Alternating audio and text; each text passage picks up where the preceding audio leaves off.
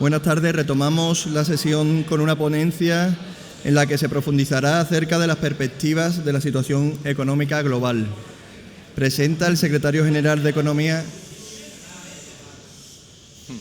Presenta el secretario general de Economía de la Consejería de Economía y Conocimiento de la Junta de Andalucía, Gaspar Llanes Díaz Salazar. Buenas tardes a todos. ¿Se me escucha bien? Ahora va bien, ¿no? Bueno, decía buenas tardes. En primer lugar, pues agradecer la invitación a FAECA y a su presidente Juan Rafael Leal por invitarnos a estar aquí con ustedes. Por supuesto a los patrocinadores y a todos ustedes que estáis compartiendo con nosotros la sobremesa. Como todos sabemos, es en la sobremesa donde se cierran los negocios, donde se habla de economía, y yo creo que por eso nos han puesto a esta hora, porque ahora es la hora de hablar de economía. Y para hablar de economía, también vamos a hablar de la situación actual y de la economía social. Para hablar de economía tenemos aquí una persona que yo lo primero que voy a hacer por esta persona es levantarme. Y me voy a levantar porque es una persona que merece toda mi admiración. En primer lugar, decir que ha sido profesor mío y soy amigo suyo. Y considero que es una persona que yo lo describiría como un hombre del Renacimiento. Y me explico. Él es riojano, doctorado en Deusto, ha sido muchas cosas, entre otras cosas, presidente, director general de Caja de Ahorro de Huelva, y conoce muy bien el mundo financiero, profesor de economía en varias facultades, actualmente está en San Telmo. Pero aparte de su capacidad como economista y como ser uno de los mejores economistas que hay en nuestra tierra, aparte de eso, pues tiene otras artes. Es un hombre que es un artista, porque él es pintor y es un extraordinario pintor y además es un excelente especialista en el mundo de la gastronomía, ¿no? Por tanto, estamos ante un hombre del Renacimiento que a mí le expreso públicamente, se lo he expresado ya en varias ocasiones, toda mi admiración. Desde el punto de vista económico, sus análisis son muy profundos y además pues son muy sugerentes, son muy sugerentes. Yo también quería aprovechar la ocasión para presentarle a Fernando, aunque él lo conoce bien, al mundo de la economía social y sobre todo del cooperativismo agrario. Andalucía, que es una tierra que está, como muy bien dice este lema de este congreso, creando, creciendo y cambiando. Eso quizás sean también aspectos que se le pueden calificar a Andalucía, aunque a todos nos gustaría que creciéramos más y cambiáramos más rápidamente, pero es un hecho que se está comportando de una manera relevante y lideramos en Andalucía algo que la gente no conoce, que es el mundo cooperativo, ¿no? El mundo cooperativo, el 20% de las cooperativas españolas pues son andaluzas, son más de 6.000 firmas, lo cual tiene mucho mérito porque estas empresas, que son unas empresas que tienen unas características de eficiencia productiva muy por encima de la media del resto de empresas, porque no solamente por el ámbito de la productividad, del empleo que crean, sino también por la igualdad de oportunidades, hay un equilibrio entre hombres y mujeres, por la incorporación de jóvenes a estas cooperativas y bueno, y por muchos otros valores desde el punto de vista económico y social que hacen que tengamos aquí pues uno de los principales sectores que articulan nuestra economía, pero no solamente que la articulan, sino que la proyectan hacia el exterior. Porque además aquí se trabaja en un sector que es un sector que esto que se llama tradicional, pero bueno, yo creo que lo tradicional está de moda, porque lo tradicional está teniendo un empuje extraordinario. Se ha comportado de una forma muy dinámica en la crisis, de hecho ha sido el motor que ha permitido recuperarnos a una velocidad de salida extraordinaria y simplemente voy a dar un dato, ¿no?, que demuestra eso, ¿no? Andalucía en este momento, este sector, el sector agroalimentario, genera un superávit comercial a Andalucía de más de 6.000 millones de euros, que es más del 60% del superávit que genera este sector a nivel nacional. Estamos hablando de un sector que es líder también a nivel nacional, que el 25% de las exportaciones de agroalimentarias en España se producen en Andalucía, superando a Cataluña por primera vez este año y el año pasado, alternándonos, pero también finalmente también superándolo en cuanto a primer sector comercializador de productos en el mundo, ¿no? Y a esos superávit de la balanza internacional se une de que también tenemos superávit en el resto de comunidades autónomas, es algo que menos se conoce, pero son 2.000 millones de superávit lo que cada año también con el resto de comunidades autónomas se tiene. Por tanto, estamos hablando de que cada año le aporta al crecimiento del PIB 5 puntos.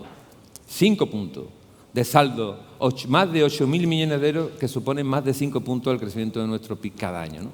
Por tanto, también expreso mi admiración. Quizás FASES y FAECA tienen coincidencia. FASES, FAECA, bueno, pues estamos hablando de cosas que son parecidas. A mí me causa admiración el profesor FASES y me causa admiración todos ustedes porque realmente lo habéis ganado a pulso. Es un sector con mucho futuro, con una capacidad de crecimiento enorme y lo que tenemos que, desde mi punto de vista, tenemos que creer más en nosotros mismos, integrarnos más, porque tenemos que ser fuertes, porque el mundo se caracteriza por la globalización, por grandes cambios que se están produciendo en la demografía, en el cambio climático, en la tecnología. Todos esos factores que están cambiando el mundo los tenemos que hacer propios y posicionarnos mejor. Y como somos tan pequeños, hay que ser fuertes para ser más competitivos y garantizar el éxito y sobre todo todos los proyectos de futuro sobre lo que ya tenemos podemos construir. Bueno, y diciendo algo de mi libro, ¿no?, que para algo soy secretario general de Economía, hablando un poco de economía andaluza, simplemente quiero dar unas pinceladas, y es que, bueno, este año, el año 2017, es uno de esos años que los economistas firmaríamos de por vida.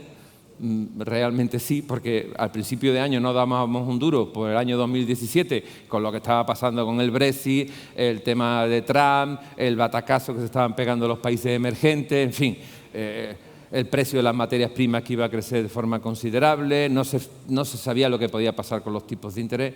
Bueno, pues el año 2017 pues está siendo un año que lo firmaríamos todos los economistas, un crecimiento del 3%, equilibrado en todos los sectores, con un crecimiento de la industria del 5%, eso está muy bien, con una aportación del sector de exterior extraordinaria, más de la mitad del crecimiento económico se está produciendo por la competitividad de nuestro sector exterior, y eso también está muy bien, y además con unos precios pues, que son muy moderados, a pesar del incremento de la factura del petróleo, que ha crecido los precios en lo que va de año en más de un 20%, a pesar de eso los precios están en el 1,5%, por tanto muy moderados, y con unos tipos de interés pues, que realmente pues, son unos tipos de interés privilegiados para la inversión productiva, ¿no? Y eso es lo que se está causando, está habiendo inversión productiva, se está generando empleo, el empleo está creciendo al 4,5%, se está reduciendo el paro, por tanto son datos que están ahí y que a mí me gustaría firmarlos también para el año que viene, ¿no?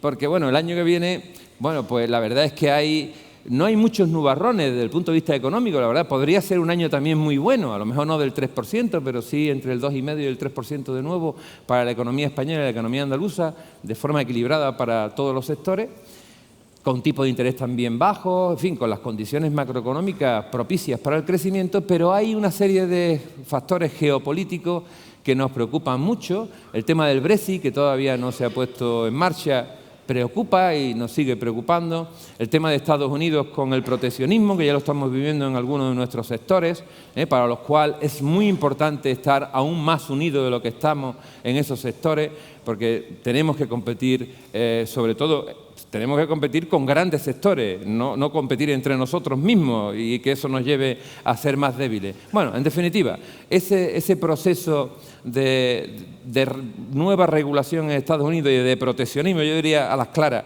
proteccionismo en Estados Unidos, pues preocupante porque es uno de los mercados que más habían crecido hasta el momento, nos preocupa mucho, pero sobre todo lo que ahora mismo es monotema en este país, y ahora me voy a sentar porque esto merece sentarse, es el tema de Cataluña, porque el tema de Cataluña hace que realmente haya una incertidumbre brutal, porque nadie sabemos lo que puede ocurrir y se puede dar al traste con todas estas bondades que el panorama internacional y macroeconómico nos podría brindar para el año que viene. En fin, sobre estos temas y algunos otros, él os va a hablar, y yo me quedo con una frase suya que la hago mía, publicada en un periódico con titulares, que decía que para prever el futuro Ya no vale mirar al pasado. Para prever el futuro ahora, más que nunca, hay que saber mirar al futuro. Muchas gracias, Gaspar.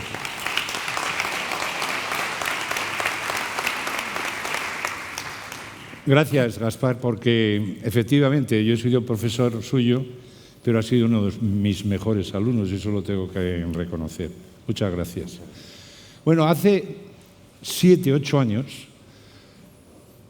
con casi este mismo título, tuve una conferencia precisamente en el Congreso Nacional de Cooperativas Agroalimentarias que se celebró en Zaragoza. Quizás algunos de ustedes estuvieron allá. Y entonces, ya, evidentemente, la crisis estaba ya desatada. Nos cogió en un momento de pico, remontando, y algunos se creyeron que la crisis, pues en el 2010, se había acabado. Esto era el 2 de febrero del 2010.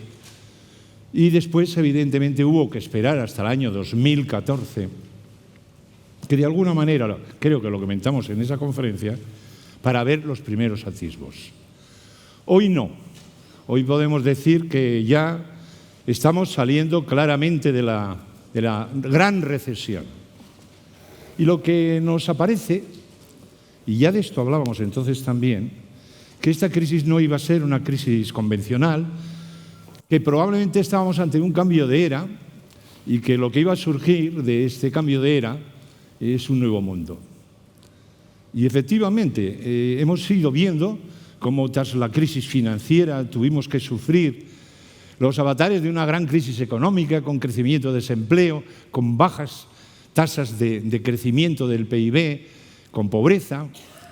Posteriormente esa crisis financiera se convirtió en crisis económica. Después la crisis económica se convirtió en crisis social que se ha puesto de manifiesto con el cambio del panorama político, el surgimiento de los populismos, de los nacionalismos.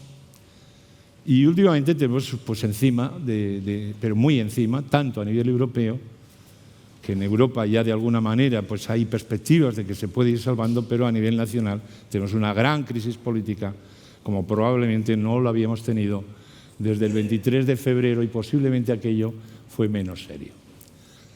También decíamos entonces que en todos estos años anteriores a la crisis de 2008 había habido una gran transformación del sector vuestro, del sector agroalimentario. Y que esta gran transformación había tenido como ejes los siguientes ejes. Primero, estábamos en un mercado que desde nuestras producciones locales se había globalizado, que teníamos la competencia de otros países a través de las multinacionales, que estaban naciendo nuevas tecnologías, que estaban transformando a los productos que nosotros producíamos en el campo hasta llegar que había una volatilidad tremenda de los precios, que había inestabilidad en los precios, que había movimientos sociales que nos empezaban a preocupar y que se han concretado durante la crisis, porque la crisis lo que ha hecho es, digamos, es como un gran terremoto, ¿no? Como que mueve las capas tectónicas y fantasmas que estaban enterrados aparecen. El tema del independentismo es un fantasma que nos viene del pasado, ¿no? Las migraciones, y también que preocupaba, pero no con la crudeza que nos tiene ahora el envejecimiento de la población, la sostenibilidad del estado del bienestar, el envejecimiento que estaba repercutiendo en que la población activa tendría de crecer y que esto nos planteaba grandes retos al futuro. Todas estas tendencias que están ahí más o menos reflejadas se han ido concretando. Una de ellas, de las más importantes, ha sido que unos nuevos países, que les llamábamos emergentes, donde estaban China, Rusia, gran parte de Latinoamérica, Brasil, iban a tomar el dominio económico del mundo y que harían un reto también para conseguir el político. Hemos visto estos días cómo la aparición de Trump ha distorsionado completamente la imagen del orden económico y político mundial, bajo su mensaje, primero América, yo me retiro del mundo, voy a defender solo mis intereses, y una paradoja increíble, un país como China, importantísimo, con gran peso, con una gran población, pero con un régimen comunista aparece en el escenario como estoy yo aquí diciendo: yo voy a sustituir a Estados Unidos y yo voy a ser el garante del libre comercio y del crecimiento. Paradojas de nuestros tiempos. Todo eso ya se veía algo en el 2008, pero la crisis lo que ha hecho es ponérnoslo de manifiesto. ¿Qué han hecho las empresas, sobre todo las agroalimentarias, durante todos estos años? ¿Qué estrategias han seguido en este nuevo mundo que está apareciendo? Pues el primero ha sido, el mercado agrario ya no es un mercado ni nacional ni europeo, es un mercado internacional. O sea, las empresas han iniciado el camino de la internacionalización, no solamente las grandes multinacionales, sino empresas medianas y grandes. Es un escenario en el que nos encontramos con un mercado donde el consumidor ha cambiado completamente, es un consumidor más empobrecido, la crisis le ha castigado, su salario ha bajado, muchos están en desempleo y al mismo tiempo se encuentran con un endeudamiento heredado del pasado, con hipotecas que tienen que pagar. Esto lastra completamente sus posibilidades de compra. Un nuevo mundo donde el ahorro al principio empezó, lógicamente, la gente asustada ahorró, se deprimió el consumo, bajaron las ventas.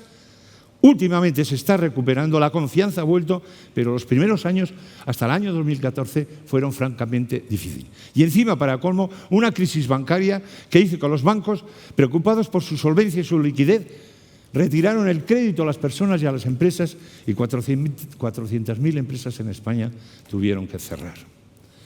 Un escenario difícil, de bajo crecimiento, además con síntomas que no los podíamos comprender. Coincidiendo con el despegue de las nuevas tecnologías, la productividad de las empresas descendía. Esta es una especie de enigma que todavía está siendo investigado por los teóricos y que no vamos a entrar en él porque sería muy prolijo, pero que no se acaba de comprender. Y a todo esto también, inicialmente, un encarecimiento brutal de las materias primas y, sobre todo, una volatilidad tremenda de los precios de los productos agroalimentarios.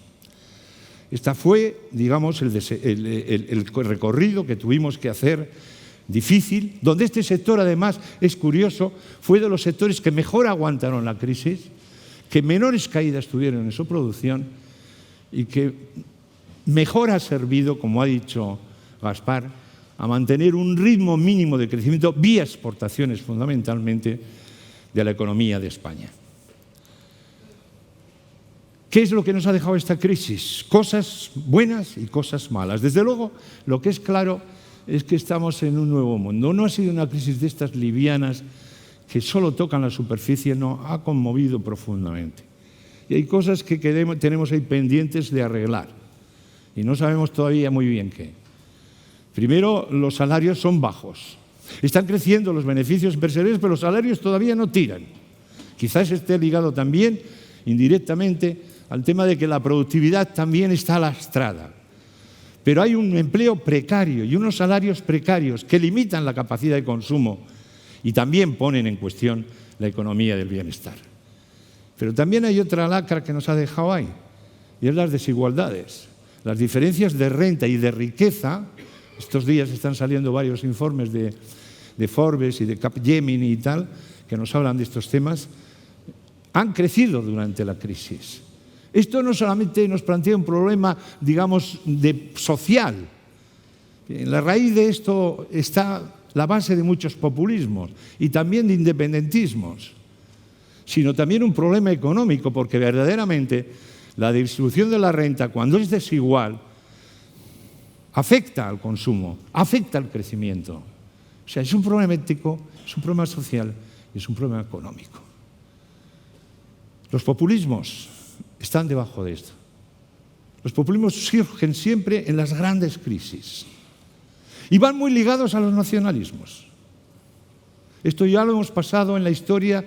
Desde el tiempo de los romanos ha habido situaciones de estas. Pasan, evidentemente, cuando la sociedad reacciona, como estamos intentando hacerlo nosotros, y cuando la economía mejora. Y en ese camino estamos. Y luego inestabilidad política. Hemos visto efectivamente cómo a nivel europeo, a nivel internacional, el mapa político está cambiando, los países emergentes están tomando perder, las grandes potencias están declinando, Europa está débil y los regionalismos y los nacionalismos y los independentismos están levantando cabeza. No nos debe de extrañar. Estas son situaciones que se producen en las grandes transformaciones, en los grandes cambios, y de todas hemos salido a lo largo de la historia. Ahora tenemos más datos, más información, más inteligencia y más conocimiento para que esto no nos aplaste. Hablaremos un poco al final de los independentismos, sobre todo el tema catalán, desde un punto de vista estrictamente económico, porque yo no me quiero meter en política, que ya están bastante hablando de política todos los demás.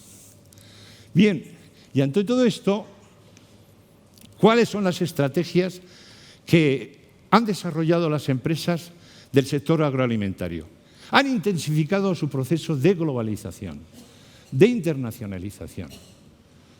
Ha ocurrido una cosa durante todo este trayecto. La cadena de valor que antes se concretaba en un territorio se ha desmembrado internacionalmente. Hay productos que se producen en un sitio, se transforman en el otro, se envasan en el otro y se venden en el otro.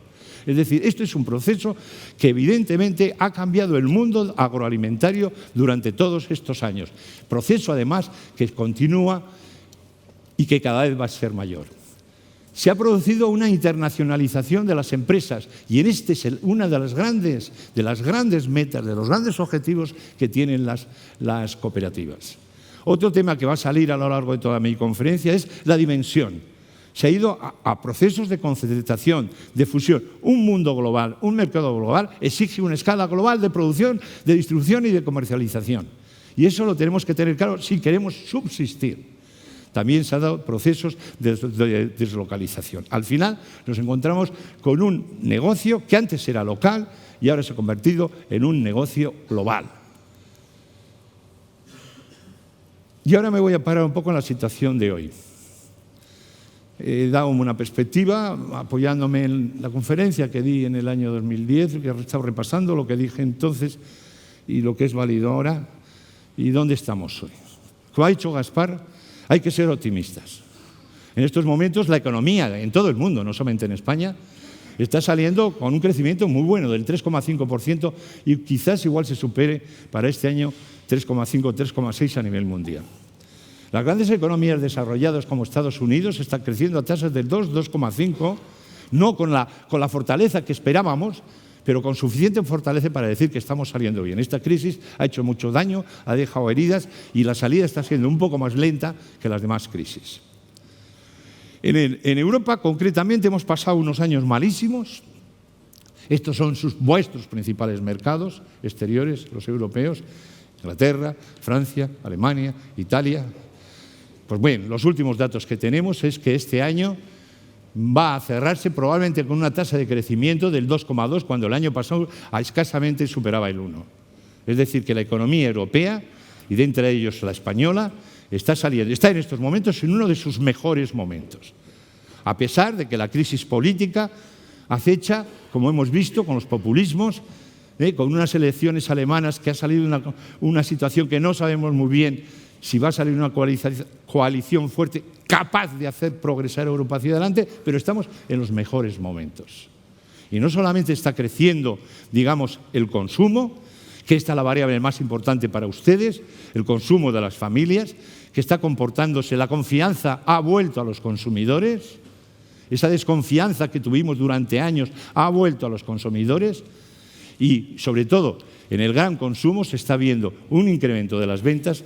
Había una demanda retenida por precaución, por seguridad, que se está haciendo y reflejando tanto en la vivienda como en el gran consumo. Y en el mundo agroalimentario ha sido un despegar desde el 2014, donde cada año ha ido un poco mejor, sin gran espectacularidad. Bien, las previsiones para este año que viene, como ha dicho Gaspar, no van a ser tan buenas como las de este año, que ha sido espléndido, pero van a ser suficientemente buenas como para decir que hemos superado la crisis y que vienen tiempos mejores.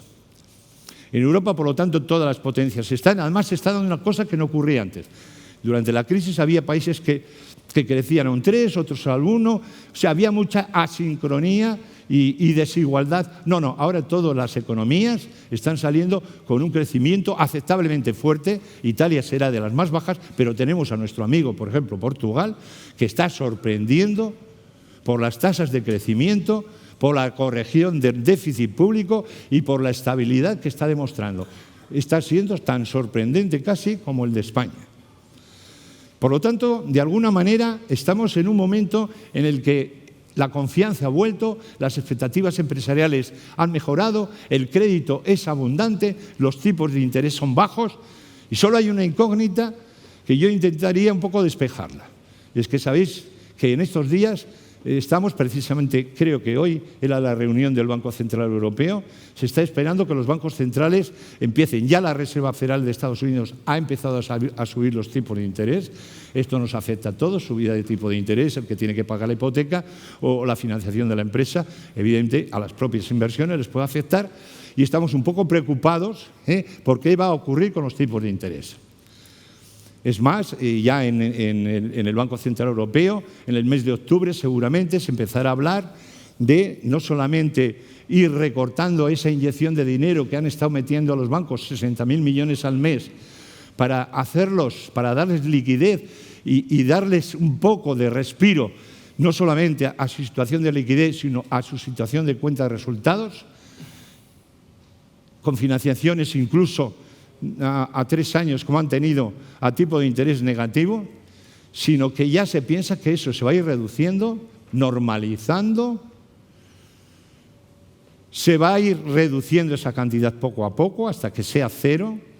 El siguiente paso será quizás una tímida subida de tipos de interés y el siguiente paso es ir reduciendo y sacando toda esa liquidez del sistema que quizás haya sido excesiva para tiempos normales. ¿Nos debe de preocupar la subida de los tipos de interés? Sí, pero no mucho.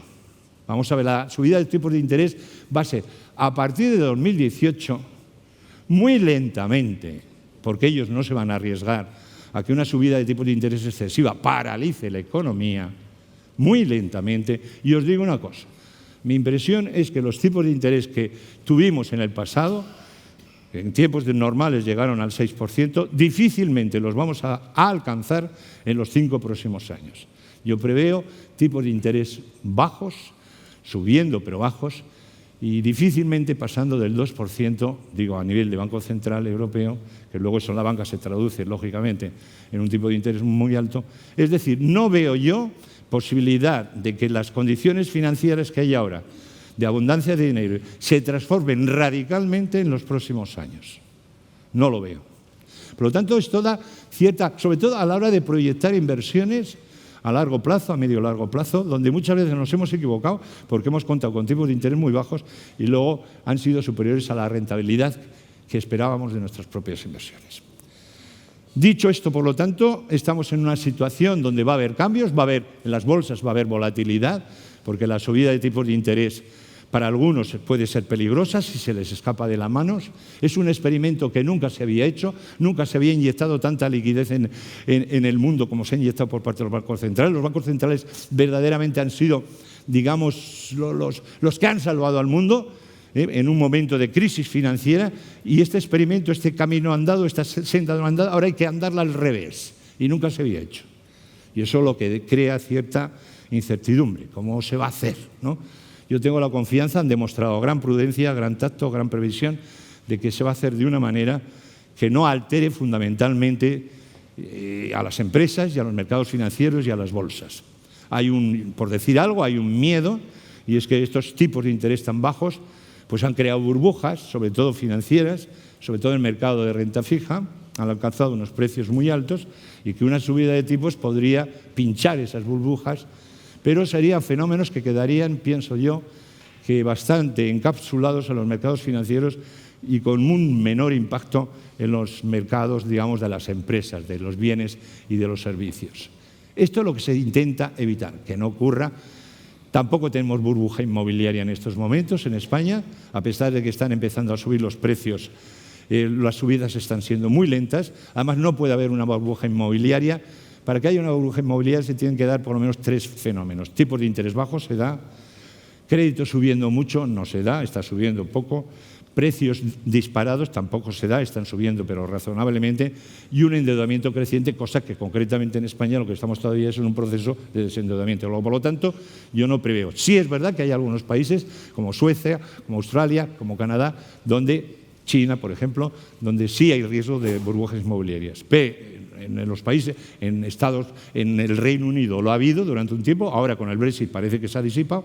En definitiva, que estamos en un momento en el que los vientos juegan a favor. Es verdad que este año probablemente no vamos a tener el apoyo que hemos tenido el año anterior de precios muy bajos del petróleo, pero tampoco se esperan muy altos, en torno a 55, 60. Es verdad que los tipos de interés no van a seguir bajando, pero van a seguir siendo muy bajos, Y es verdad pues, que la inestabilidad política, que es el tema que más nos preocupa a todos, tanto el tema de Trump como la amenaza de proteccionismo, como el tema de Corea del Norte, que nos tiene asustados. En estos momentos no es la economía el problema, en estos momentos la gran preocupación es la política. Es la política. ¿España cómo va? Pues fenomenal. España está creciendo a un 3,1% y además con todos los motores encendidos. O sea, es la primera vez en la historia de España económica, por lo menos la que yo he vivido, que España sigue con consumo creciendo, inversión creciendo y exportaciones creciendo. Es la primera vez que veo que España en su salida, en su crecimiento, en vez de aumentar su endeudamiento con el resto del mundo, lo reduce, aunque sea ligeramente. O sea, estamos en una situación donde el crecimiento no solamente es fuerte, sino que es sano, es equilibrado. Y lo mismo se podría decir de Andalucía. Por lo tanto, estos son buenos datos. Estamos en un momento estupendo. Y al ritmo que vamos, pues posiblemente el año que viene estaríamos en el 15% de desempleo, que tuvimos 20 y tantos, y en Andalucía más, y en unos años pues, llegaremos a tasas de desempleo normales. ¿Qué hace falta para esto? Pues que todos nos pongamos de acuerdo, como decía el otro, es decir, que no hagamos tonterías. Y aquí viene el tema del secesionismo y la amenaza del independentismo, ¿no? Yo sé que ustedes quieren que hablemos de ese tema, no era el día para hablar de este tema, pero algo voy a decir, ¿no? Entonces, yo francamente lo veo como un problema grave, lo veo probablemente como el problema más grave que hemos tenido, yo creo que es más grave que el 23F. 23F se estaba hablando de si el régimen cambiaba o no, o si volvíamos para atrás, pero nunca se ha planteado España se rompe, ¿no? Y es la primera vez que en la vida de los que estamos aquí sucede eso. Es un tema muy grave, pero yo sé que es un tema que se va a solucionar. Hombre, ¿por qué? Porque es imposible, como decía el otro, o sea, es imposible. O sea, hoy en día, en el mundo que vivimos, en una Europa de los estados, imaginaros lo que podía ser esto si esto progresara. La dimensión de España es una tontería. Esto es un problema grandísimo para Europa. Esto podría suponer la desintegración de Europa. Es decir, el conseguir que si se consiguiera que una región, por la vía pacífica, con los claveles en la mano, se separase del Estado, esto lo compran mañana en Alemania los de Baviera, en Italia los de la Liga Norte. Es decir, esto no puede ser. Además, no puede ser porque va contra el Estado de Derecho y esto sería la crisis de las democracias. Y como eso no lo podemos permitir, esto se tiene que arreglar. Ahora, ¿cómo se tiene que arreglar? Eso es lo que yo no sé. ¿Con cuánto follón y con cuánto coste y con cuánto sacrificio se puede arreglar? Yo no sé lo que va a costar. Y entre todos sería, bueno, que nos pusiéramos de acuerdo, políticos, intelectuales, economistas, empresarios, para que tenga el menor costo posible y que lo hagamos con la menor desafección posible. Este tema, desde un punto de vista económico, hasta ahora no ha tenido ningún impacto. Ni siquiera los mercados financieros. Los mercados financieros son mercados que un día miran para un lado y otro día miran para el otro. Y tienes movimientos. Y hasta ahora no han querido mirar este tema. Y el impacto que ha tenido en las bolsas y el impacto que ha tenido en el euro, hasta ahora ha sido muy pequeño. Sí es cierto que en estos días el impacto ha empezado a ser importante. Y ha sido importante porque hemos visto las dos caídas de las bolsas fuertísimas que ha habido ayer y antes de ayer y que han afectado fundamentalmente a los bancos y a las empresas catalanas. Pero también, de paso, ha afectado al resto de las empresas, incluso a aquellas empresas que están muy internacionalizadas. También lo ha reflejado el euro, que estaba muy fuerte y que se ha depreciado. Bien, es verdad que a vosotros os viene fenomenal que el euro se deprecie porque uno de los grandes problemas era que estaba muy fuerte. si este tema persistiera durante mucho tiempo, acabaría dañando la economía. Ahora bien, lo único que quieren los mercados es tener la certeza de que Cataluña no se va a separar. Hasta ahora lo daban por hecho. Y en estas 2 últimas semanas han empezado a dudarlo. Alguien o algo tiene que suceder en las 2 próximas semanas para que la idea de que es posible que España se separe, que Cataluña se separe, desaparezca del escenario de las posibilidades. Si eso ocurriera, por cualquiera de las vías de negociación, de aplicar el derecho y la Constitución, del 155, de lo que fuera, automáticamente separaría toda la movida. En estos momentos hay preocupación no solamente a nivel de las bolsas, sino hay casas de análisis que han dicho a sus inversores: deteneos, de momento no invertáis en España. Y hay empresas que están también saliendo. Y hay algunas que están preparadas para en 24 horas cambiar el domicilio social, entre ellos el Banco Sabadell y la Caixa. También quiero decir un mensaje de tranquilidad. Hay que aplicar racionalidad. No pasa nada con el dinero de los clientes del Sabadell y de la Caixa. Y yo, concretamente, no estoy en el sistema financiero ahora. Aunque se declarara la independencia, a efectos jurídicos, políticos, Cataluña seguiría siendo España y, por lo tanto, la Caixa y el Banco Sabadell seguirían siendo bancos europeos y, por lo tanto, tendrían la ayuda que están teniendo normalmente todos los bancos desde el Banco Central Europeo. Por lo tanto, no hay ningún riesgo, ni en el Sabadell, ni en la Caixa, ni en el Santander, ni en ninguno, de que la noticia de que los catalanes anuncian que se van a separar tenga ningún efecto, porque jurídicamente y políticamente para los de Bruselas seguirían siendo España. Yo sé que ahí me ha llegado que algunos clientes están pensando si cambiar los depósitos de un banco a otro. Pues no, no es necesario. El riesgo es cero. Y esto lo digo porque creo que hay 6 responsables y decirlo. Es cero. Bien, dicho esto, yo ya, si queréis, tengo ahí más cosas en la ponencia, pero la tienen ustedes. Estoy abierto a sus preguntas para lo que me quieran preguntar.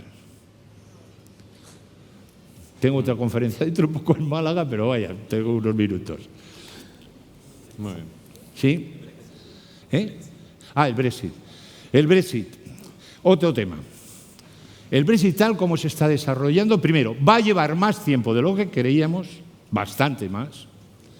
Va a ser menos duro de lo que se anunciaba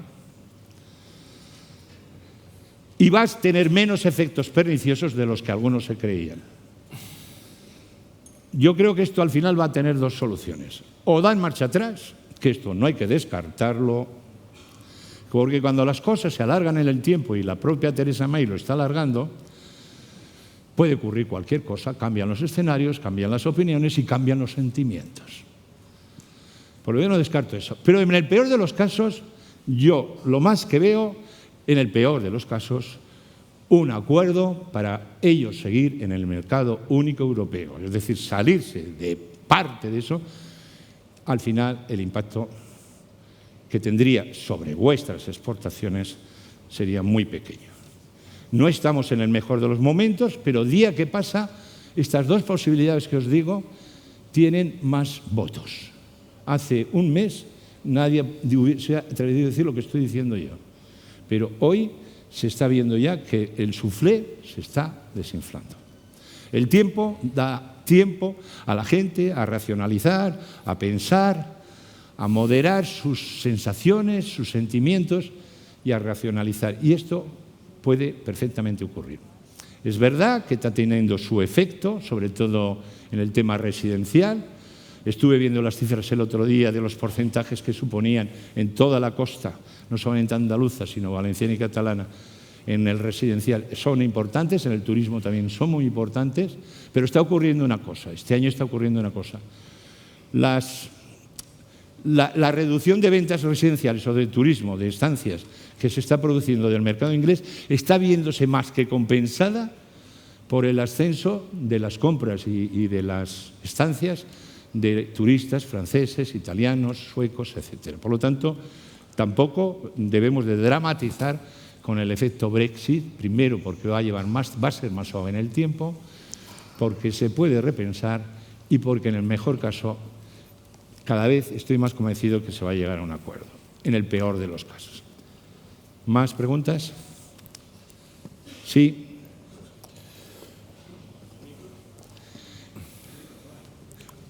Levante la voz a ver si lo oigo. Sí, aquí hay micro, se lo dan.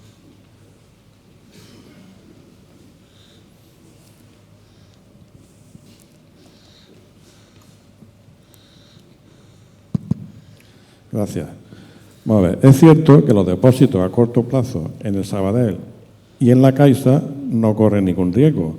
No lo entiendo bien. Sepárese un poco el micrófono.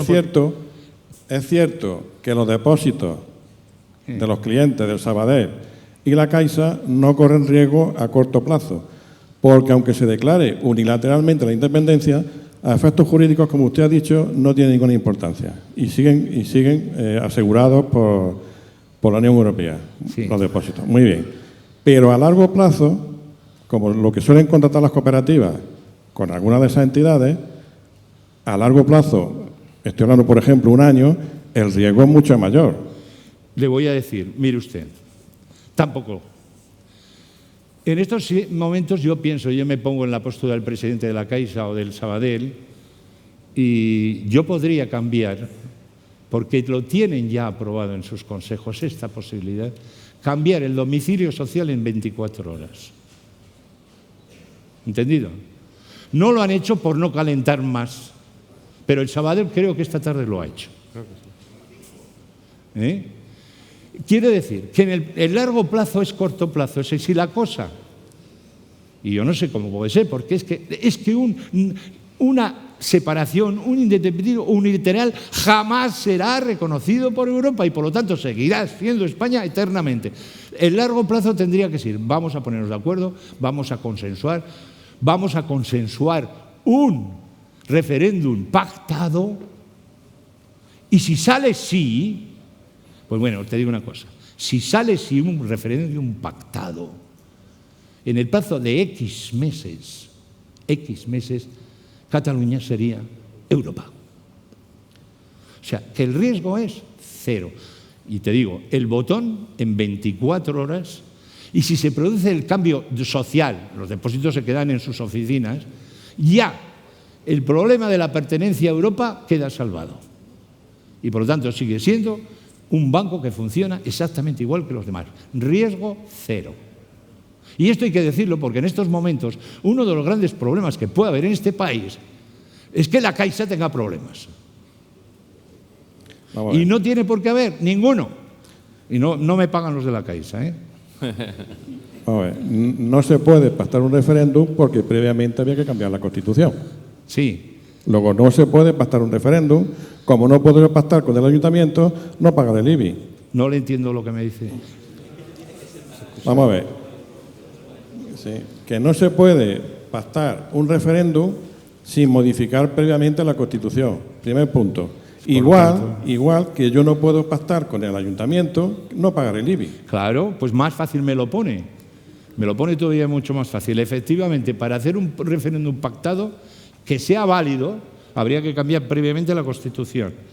Echémosle tiempo, es decir, que no va a haber sorpresas.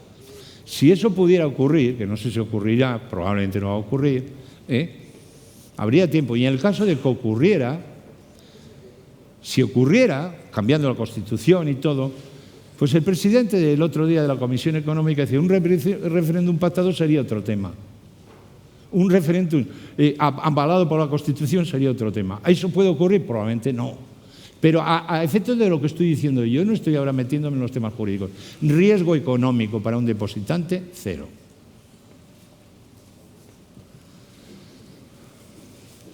¿Más intervenciones? Bueno, es evidente que ante la situación en la que nos encontramos, que lógicamente la preocupación sea la situación que se está dando. ¿Por qué? Por eso lo estoy diciendo, porque sé que hay yo quería preocupación. preguntarle, porque lo que realmente me preocupa a mí, porque eso está claro que el tema de la Caixa del Sabadell no habría ningún problema, pero yo que sí quisiera saber si hay datos del efecto que tendría en la economía del resto de España la separación de Cataluña y el efecto que tendría en la economía catalana. Sí, efectivamente, eso se puede decir ya. Se han hecho 1000 estudios sobre eso y hay diferencias, depende que los hagan en Cataluña o los hagan en España. Pero los que se han hecho internacionalmente, o sea, por estudios no sospechosos, pues es un impacto muy fuerte. O sea, Cataluña es en este momento, creo que no sé si el 19% de la población, el 12%. Pero en PIB es más. ¿Por qué? Porque es una región rica y en PIB puede ser de 19 al 20. Pero es que sus exportaciones pues pueden ser el 25%. Y de sus exportaciones, las que tiene hacia Europa, pues son el 60 o el 70. Y las que tienen a España, el resto. Es decir, para Cataluña sería un desastre. O sea, probablemente tendría una recesión con caídas del PIB y del empleo del orden del 20% durante 3, 4, 5 años. Eso no hay región que lo aguante. Evidentemente a nosotros nos afectaría también, porque claro, si es el 25% de las exportaciones y es el 20% del PIB, hay un tema que nadie habla. La deuda de Cataluña son 75.000 millones, la deuda pública. De los 75.000 millones, 55.000 se los debe al gobierno español. Si dicen que no pagan, provocan una crisis financiera más grande que la del 2012 en España. Y ellos, por supuesto, no tendrían financiación en ninguna parte del mundo. Por lo tanto, es una situación tan catastrófica que es imposible que personas medianamente sensatas puedan llevarla. Claro, ellos confiarán en que nosotros pues, les vamos a dar facilidades y que esa deuda pues, se la pagarán como puedan. Pero el problema sería gordísimo para España y mucho más para ellos. A largo plazo, después de 10 o 15 años, evidentemente Cataluña podría ser una región próspera y podría sobrevivir sola, pero el tránsito, el desierto que tendrían que atravesar sería de tal magnitud, tendrían que soportarlo unas generaciones eso, y eso no es justo. No es justo que soporten unas generaciones un daño tremendo para que las que vienen después vivan un poco mejor. Aparte que evidentemente en el trasfondo de esto habría pues, una cosa difícilmente vendible, ¿no? Nos hemos separado por el dinero, pues no. Ahora no dicen eso. En fin, económicamente un desastre. Para ellos muchísimo, pero para nosotros también. Puedo aportarle un dato si usted quiere, porque lo tengo fresco. Las exportaciones de Cataluña al resto de España son 40.000 millones de euros. Exportaciones de Cataluña al resto de comunidades autónomas, 40.000 millones de euros. Exportaciones del resto de España a Cataluña, 25.000 millones de euros. Es decir, un saldo de 15.000 millones de euros anuales a favor de Cataluña por el comercio con el resto de España.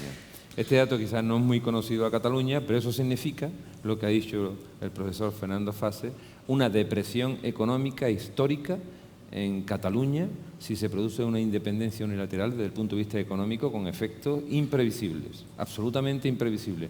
Cuando se entra en un círculo negativo en economía, se van las inversiones, se va el empleo, baja el PIB per cápita. A muy largo plazo los factores de crecimiento es el nivel cultural y tal, pero el bache sería tremendo y acabaría con la economía catalana. Daros cuenta que pasarían a tener aranceles con esos 40.000 millones que exportan a España, que ahora no tienen, y con todos los que tienen, todo el comercio que tienen con Europa. Es que verdaderamente Cataluña, por ser una región muy abierta al mundo, muy exportadora, muy innovadora, precisamente por eso sería la que más sufriría. Por lo tanto, ¿qué pasa? Que los que están diseñando este proceso, estas cifras las ocultan. No creo que las desconozcan. Las ocultan porque tienen otros intereses. Yo creo que son intereses de élite, no son intereses que estén basados en el interés general de la población. ¿Más preguntas?